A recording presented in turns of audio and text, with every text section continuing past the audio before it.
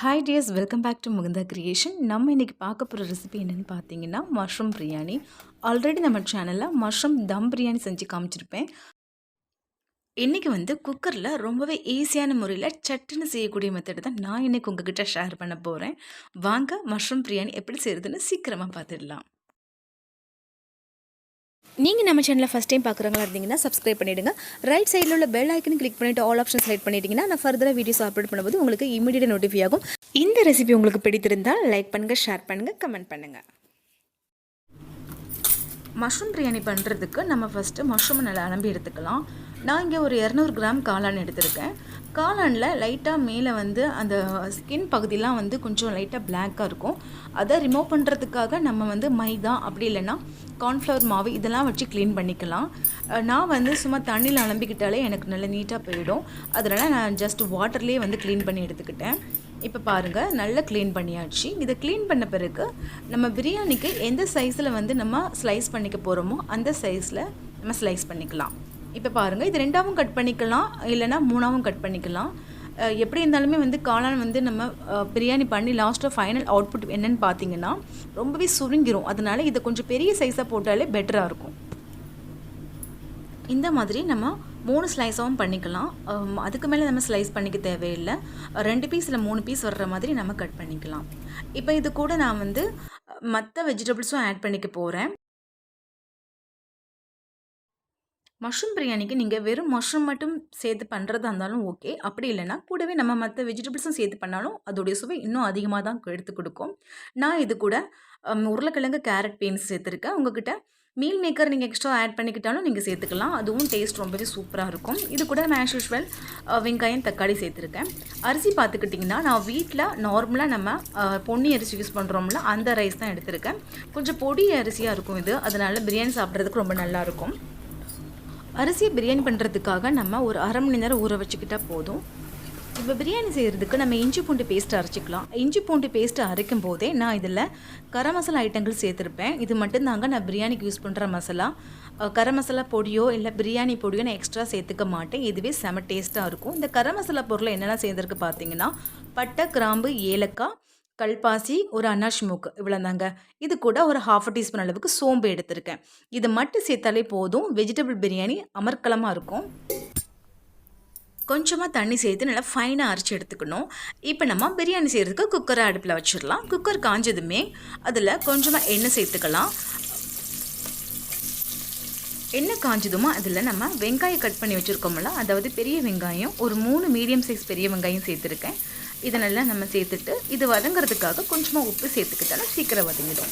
இதை நல்லா நம்ம ஃப்ரை பண்ணிக்கலாம். அதாவது கண்ணாடி பதத்தை தாண்டி கொஞ்சம் நல்ல அதோடைய கலர் சேஞ்ச் ஆகணும். அந்த அளவுக்கு இதை நம்ம வதக்கிடலாம். இது கூட பிரிஞ்சி இலை ஒரு 2 பீஸ் சேர்த்துருக்கேன். பிரியாணி பண்ண போதும் அந்த வெங்காயம் நல்லாவே பொன்னிறம் ஆகணும். அப்போ தான் அதோடைய டேஸ்ட் ரொம்பவே சூப்பராக இருக்கும். அதுலேயே நம்ம நான்வெஜ் பிரியாணி பண்ணுறதா இருந்தாலும் நல்ல முருவை விடணும். பட் இது வெஜ் பிரியாணினால இந்த அளவுக்கு ஓரளவுக்கு பொன்னிறமாக வந்த பிறகு நம்ம இஞ்சி பூண்டு பேஸ்ட்டு, கரம் மசாலா எல்லாமே அரைச்சி வச்சுருக்கோம்ல அந்த கலவையும் சேர்த்துடலாம்.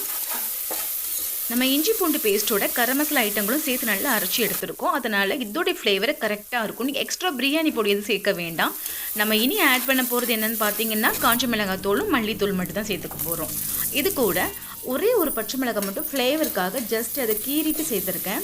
இப்போது தக்காளி பார்த்தீங்கன்னா ஒரு சின்ன தக்காளி ஒரு 4 பீஸ் எடுத்திருக்கேன். அதை இந்த மாதிரி ஸ்லைஸ் பண்ணி சேர்த்துக்கலாம். இப்போ தக்காளியும் வெங்காயம் நல்ல ஒன்றோட ஒன்று சேர்ந்து நல்லா சூப்பராக மசியணும். அந்த அளவுக்கு மசிஞ்ச பிறகு தான் ரிமைனிங் நம்ம என்னென்ன மசாலா சேர்க்கணுமோ அதை சேர்த்துக்க போகிறோம். இப்போ நல்லா சூப்பராக மசிஞ்சிட்டு இந்த டைமில் நான் காரத்துக்கு காஞ்ச மிளகாத்தூள் ஒரு 4 டீஸ்பூன் சேர்த்துருக்கேன். நான் இங்கே 1/2 kg ரைஸ்க்கு பிரியாணி செய்கிறதுனால காரத்துக்கு 4 டீஸ்பூன் காஞ்ச மிளகாத்தூளும் 2 டீஸ்பூன் மல்லித்தூளும் சேர்த்துருக்கேன். இவ்வளோதாங்க, இதுக்கு மசாலா கரெக்டாக இருக்கும்.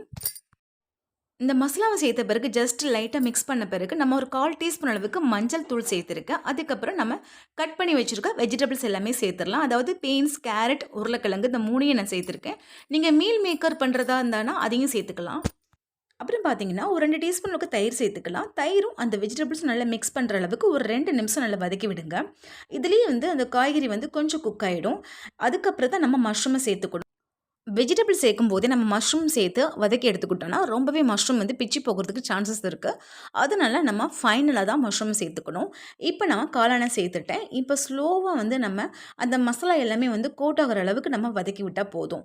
ரொம்ப போட்டு கரண்டிய வச்சு நல்லா அப்படியே கிளறிட்டே இருந்தாங்கன்னு வைங்களேன், அந்த மஷ்ரூம் வந்து நல்லாவே பிஞ்சிடும். ஃபைனலா நமக்கு அவுட்புட் வந்து மஷ்ரூம் நமக்கு தெரியவே தெரியாது. எல்லாம் செதஞ்சிடும். அதனால தான் அப்படி ஸ்லோவா அப்படி நம்ம இந்த மாரி மூவ் பண்ணிக்கிட்டா போதும்.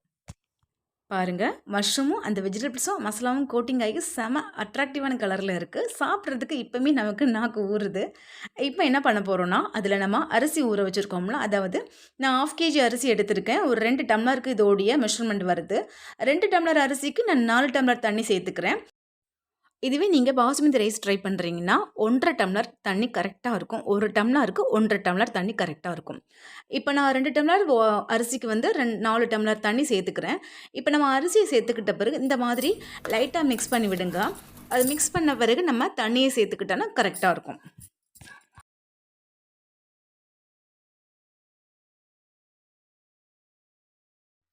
Okay done. 2 டம்ளர் அரிசிக்கு நான் 4 டம்ளர் தண்ணி சேர்த்துட்டா. இப்ப நான் வந்து இதுக்கு தகுந்த உப்ப சேர்த்துறலாம்.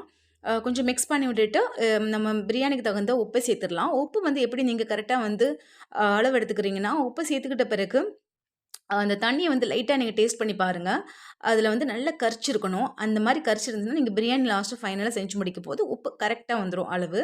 இப்ப பாருங்க, இதில நான் புதினா இலை தூவியிருக்கேன். அதாவது ஃப்ரெஷ்ஷான புதினா இல்லாதனால ஜஸ்ட் காஞ்ச புதினாவ அப்படியே தூவிக்கிட்டேன். நீங்க ஃப்ரெஷ்ஷா மல்லி இலை, புதினா இந்த மாரி இருந்ததுன்னா, அத நீங்க சேர்த்துக்கலாம்.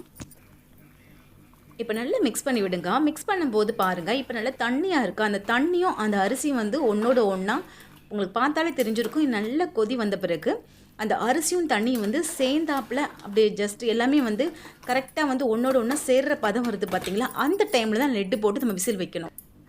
இந்த மாதிரி ட்ரை பண்ணீங்கன்னா, குக்கர் வந்து அடிபிடிக்காம சூப்பரா நமக்கு வந்து சாதம் வந்து உதிரி உதிரியா நல்லா சூப்பரா வருங்க. அதனால தான் இந்த சின்ன டிப்ஸ் உங்ககிட்ட ஷேர் பண்ண தோணுச்சு.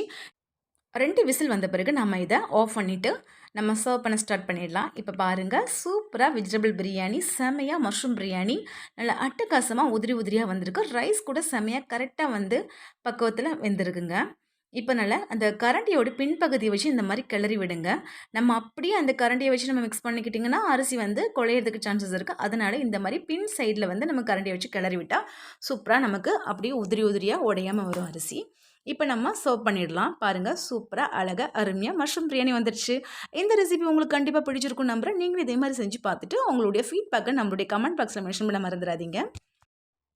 இந்த வெஜிடபிள் பிரியாணி ரொம்ப ரொம்ப ஈஸியான முறையில தான் நான் இன்னைக்கு குக்கர்ல செஞ்சு காமிச்சிருக்கேன். உங்க எல்லோருக்கும் ரொம்ப ரொம்ப பிடிக்கும்னு நம்புறேன். இந்த மஷ்ரூம் பிரியாணி உங்களுக்கு ரொம்ப பிடிச்சிருந்துச்சுன்னா, நம்ம சேனலுக்கு லைக் பண்ணுங்க, ஷேர் பண்ணுங்க. இந்த ரெசிபி சம்பந்தமா ஏதாவது டவுட் இருந்துச்சுன்னா கமெண்ட் பண்ணுங்க. கண்டிப்பா ரிப்ளை பண்றேன். மறக்காம நம்ம சேனல் முகுந்தா கிரியேஷன சப்ஸ்கிரைப் பண்ணிடுங்க. Thank you.